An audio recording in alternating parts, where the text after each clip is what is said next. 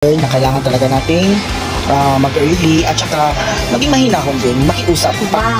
Dapat alam din natin kung ano yung mali natin na gano'n. Kasi alam ko na may mali ako, so nakiusap lang talaga ako, ma'am, sige na, pwede pa kiusapan na lang, ma'am, i-try na lang, ma'am, baka pwede pa, ma'am, pwede pa, gano'n, baka pwede pa ako makapasok, gano'n, yun. Sabi ko talaga, hindi na talaga, punta ka na lang dun sa rebook, iparebook mo na lang yung ano mo, gano'n, sabi niya. Tapos yun na, expect yun na naman additional payment na, gano'n, so gano'n, magkano kaya, sabi ko, magkano kaya, promo pa naman yung nakuha ko na ticket, tapos ngayon, magbabayad ako, gano'n. Ang ending wala lang, kasi nga, in-early pala yung flight ko, so kaya kinonsider ako na wala akong bayad. So, I'm thankful talaga na ganun. So, ngayon, nakalearn ako ng lesson. Kasi first time ko talaga ma-offload. First time ko sila, ang laki! Diyos ko, ang laki pala.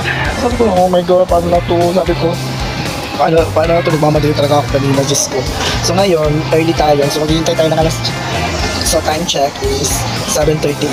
Diyos ko, wala akong tulog buong gabi. Kasi nga, marami kong ginagawa. Kahapon, nag-ayos pa kami ng pintuan ng bahay. So, buong araw talaga, nag-assist ako sa nag-ayos ng pintuan. At saka, pagkatapos ng mga 5 PM yata natapos yung pag-change ng pintuan namin.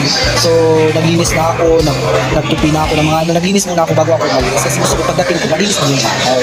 Yun nga lang sa pagmamadali ko kasi book ako ng Grab, ng taxi. Hindi dumating 30 minutes, so kinancel ko. So, yun talaga yung nakaano sa akin, 30 minutes talaga, hindi talaga dumating. Tapos mabuti lang may tricycle, kaya kinancel ko na lang yung taxi. So yun, hinihingal talaga ako sa overpass. Diyos ko. Ay, sabi ko talaga, expect na baka hindi. Akala ko lang baka malilate ako, kaya nag-taxi na lang ako from GMA Network Center at papuntang Naiya.